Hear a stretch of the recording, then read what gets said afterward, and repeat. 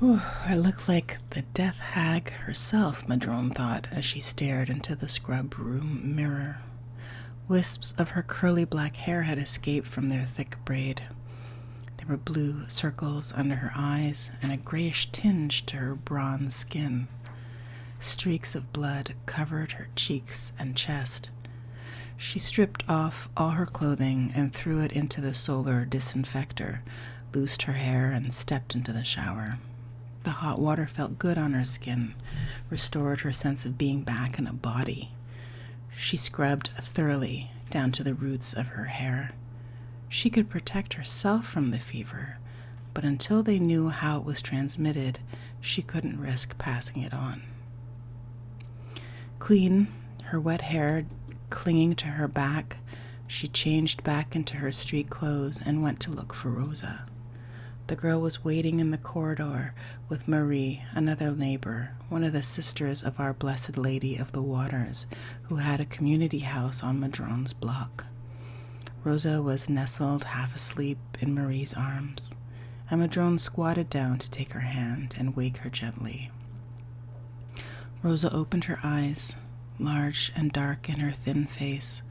Her hair hung in 2 long braids, a little frizzy and disheveled after the sleepless night, and Madrone remembered Consuelo's hand moving deftly in her daughter's hair, weaving the black, shiny strands. Never again. "I'm sorry, Rosa," Madrone said simply. "I am very, very sorry. Tu mamá ha muerto. Your mother is dead." She too had been a patient of Madrone's. She too was someone who Madrone had not been able to cure and would lose. The milk-white skin of Marie's Irish ancestors wasn't made to withstand the ultraviolet that poured through the Earth's weakened ozone shield. Madrone noticed a new growth next to the older woman's nose. Her skin was papery, transparent, the look of cancer. "I'm sorry," Madrone said again. "We did everything we could. We just don't understand this fever yet." Now Rosa seemed to comprehend what Madrone was saying. Her eyes filled with tears. She buried her face in Marie's shoulder and began to sob. "Pobrecita," Marie soothed her. "I'm so sorry." She looked questioningly at Madrone. "The baby? She's alive for now. I don't honestly know how it will turn out. We found a nurse for her. I wish I could be more optimistic." Marie nodded. She would have liked to curl up and cry herself. "I hate this," she thought. "I really hate this." "You look exhausted," Marie said. "I'll take care of Rosa. You go and get some rest." Nodding, Madrone stood up. If she hurried, she would have just enough time to run home, change into her festival clothes, and meet Maya before the ritual started. At the crest of the hill, people were descending from the bucket-shaped gondolas. Their thick cables spanned the city like metallic spider webs. They reminded Maya of Rio, how he had grumbled when they were first proposed after the uprising.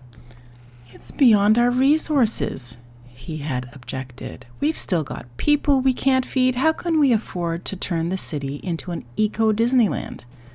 "I like them," Maya said. "They'll be fun. They'll cheer people up." "Circuses. It'd be cheaper to feed a few millennialists to the zoo lions. That'd cheer me up." "Don't be an old crock," she'd said to him. But then she noticed that tears were gathering in his eyes.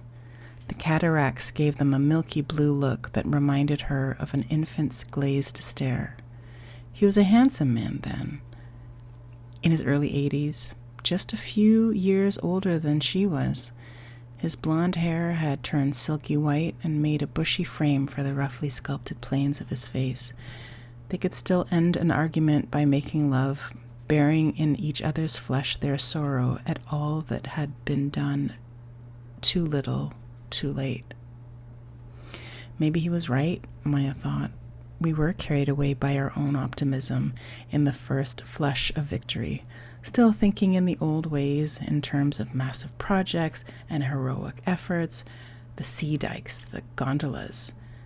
Yet, in the end, the gondolas were quite practical, given the impenetrable maze that the uprising had made of the city. And beautiful, embellished over the last 2 decades with bright colors and sacred designs, spirals, interlocking triangles, moons, stars, animals, and birds. Hi, Maya. Que nunca tengas hambre. May you never hunger. Passerbys greeted her, smiling with the ritual blessing, and to each she replied politely, May you never thirst. Que nunca tengas sed. Some of them she knew by name. Others knew her by sight or through the book she had written.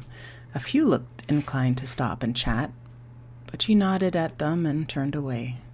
Too much admiration became wearying at her age.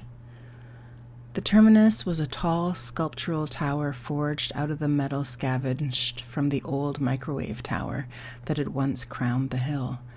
It shimmered with soft metallic hues, raising extended arms in welcome, the great wind spinner on its top tracing moving mandalas with its blades as it generated power. A figure emerged from the tower's entrance and waved at Maya. At last, Madrone. The way she moved, her gait as she walked briskly over to where Maya waited, brought Joanna vividly alive again for a moment.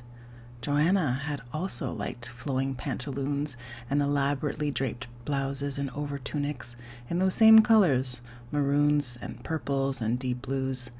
There wasn't a lot else of Joanna visible in Madrone, just that hint of Africa in the exuberance of her hair and a touch of chocolate under the bronze of her skin. And when Madrone turned to regard Maya with one eyebrow raised and her lips pursed, shifting her basket of offerings from her right hip to her left, she was Joanna incarnate, and maybe more than that. Maya could, in fact, remember that expression on Joanna's mother's face, who had gotten it from some great-grandmother of her own, and so on, back to the beginning of time, that first ancestress whose mitochondria swam in the cells of us all. Are you all right, Maya? Madrone asked. Did you walk up that hill? I still have the use of my legs, and you don't have any sense. You know I would never have let you try that alone. Let me? What makes you think you could stop me? Maya said. Well, for one thing, I outweigh you. That doesn't count for much. I'm old, but tough. An old nut is the hardest to crack. What are you implying? Nada, Madrina, not a thing. Madrone appraised Maya with a healer's eye. The old woman could have passed for the crone, the reaper herself. Her skin, pale as cake flour, protected from the sun by a broad straw hat, her hair a wispy silver corona around the spiderweb wrinkles of her face. Her lips were a thin line, firm and determined, her jaw somewhat square, her brown eyes still clear and luminous. She wore a long black dress and leaned heavily on her silver-handled stick. She did, however, look tough, Madrone admitted, or more accurately, vital. Amazing, really, that she had survived to such an age, through such times, her wits still sharp as cheddar. What are you looking at? Maya asked. You, abuelita. You looking good. No, don't you eat on me. I'm not little, and I'm not your grandmother. It's a term of affection, not size, as you well know. And for exactly what we are to each other, I don't know of a word that covers the case. You don't know a word that means the daughter of the child one of my lovers had by my other lover when my back was turned? Maya asked innocently. There isn't something in Spanish for that? Better settle for Madrina. It covers a multitude of sins. Are you really okay? Better than you. How much sleep did you get anyway? Don't ask. Maya's voice softened. How did it go?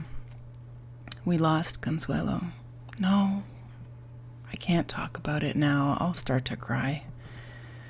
Maya placed a hand on Madrone's shoulder. She pressed it against her cheek, taking comfort. A single blast of a conch rang out, wavering on the air. "Half-an-hour warning," Maya said. "Where do you want to go?"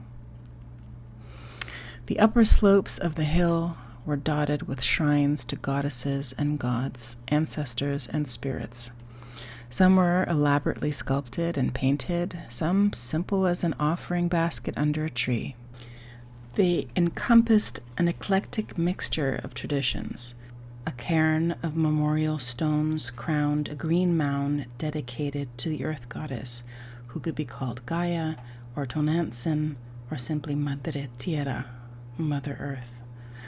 Kuan Yin had a shrine, and so did Kali and Buddha and many bodhisattvas, along with Devis and Devas, African Orishas and Celtic goddesses and gods. Some formed natural clusters. The Yoruba Oshun, love goddess, goddess of the river, stood near Aphrodite, and Inanna Ishtar Astarte, in the front of a small circle of cleared ground, where at the moment a woman danced barefoot and bare-bellied. Farther down the hill, the Virgin of Guadalupe overlooked the stations of the cross. Up here, the sun was welcomed at dawn in the winter solstice, and the shofar was blown to announce the Jewish New Year. Gospel music was sung on Easter morning. The call to prayer was chanted 5 times a day, and at almost any time of the day or night, someone sat in silent meditation, counting breaths. "To the cairn," Madrone said. "I brought a stone for Sandy."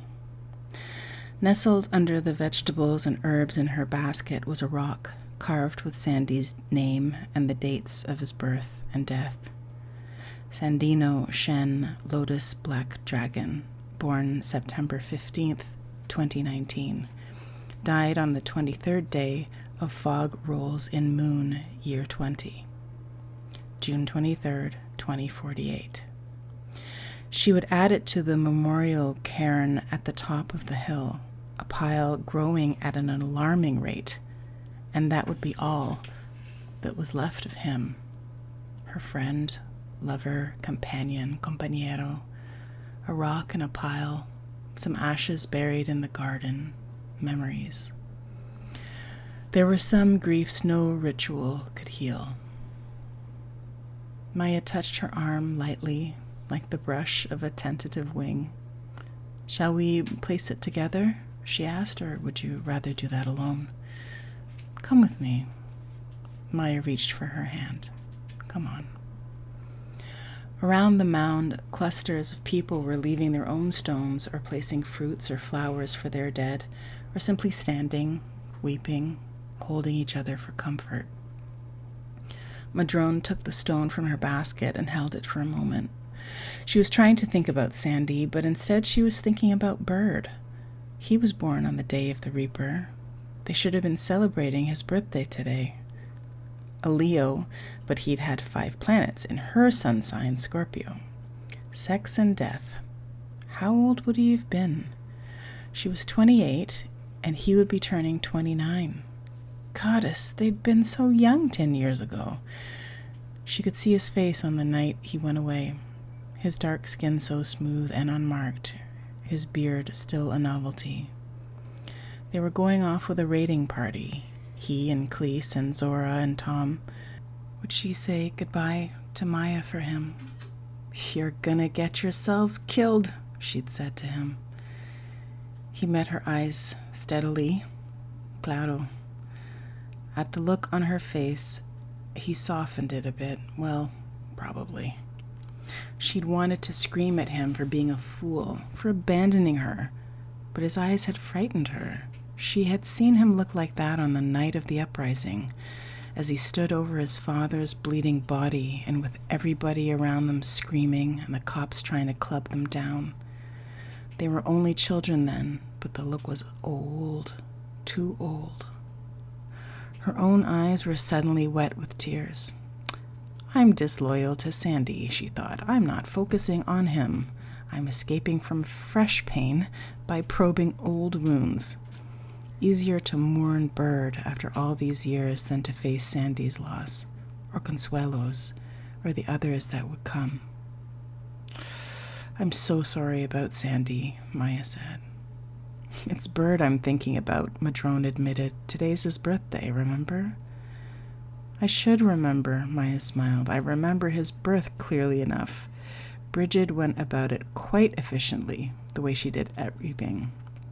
How a daughter of mine turned out like that, I'll never understand. 4 hours of labor, start to finish. I wasn't even late for the ritual that night. Did she have a home birth? Yes. My friend Alex was the midwife. I was there, and Bird's father, Jamie, and Marley, who had just turned 3.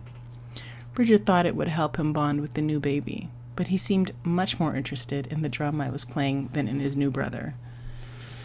Marley was always more interested in drums than people, Madrone said. But what a percussionist, Maya said. He would drum the rain down from the sky. I had such talented grandsons once. Bird was a genius with any instrument he touched. That's not boasting, that's just stating a fact. I loved his voice, Madrone said. I loved to hear him sing. I loved him, she thought. I loved him from the very first day I spent in San Francisco, still in shock from what had happened in Guadalupe, and grieving for my mother, and scared of those strangers who call themselves Grandma Joanna, Grandpa Rio, Auntie Maya. Bird gave me his favorite stone, a flat black beach rock with the white patterns of a fossilized sand dollar on its back.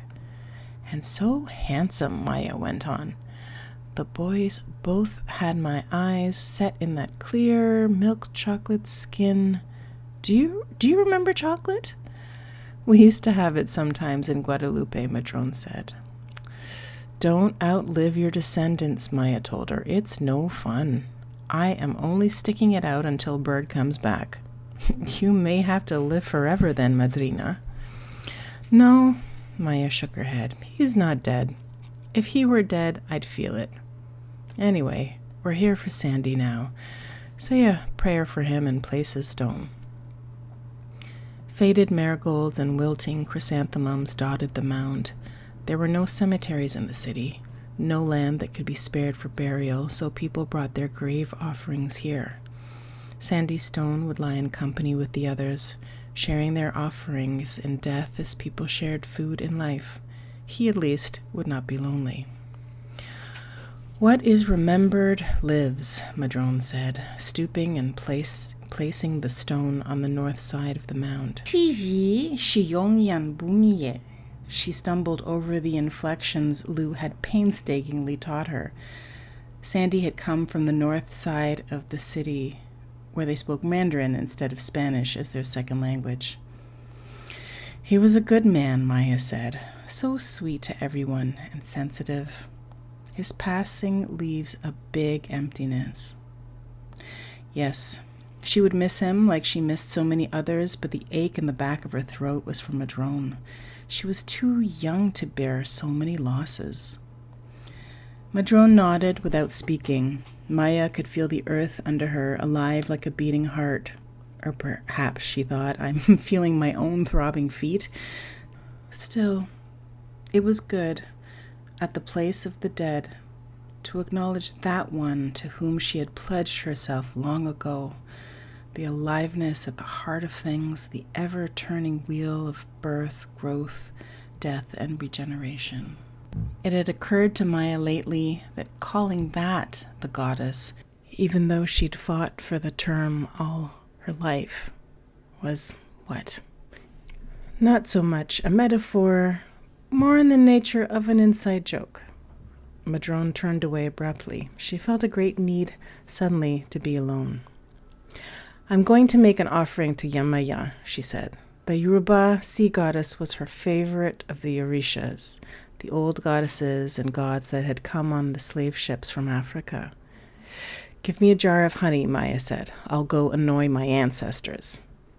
I thought commune with was the operative term, Madrone said, pulling out a small jar of honey from the depths of the basket. Jewish ancestors don't commune. They kvetch. That means complain. That's one Yiddish word I know, Madrina.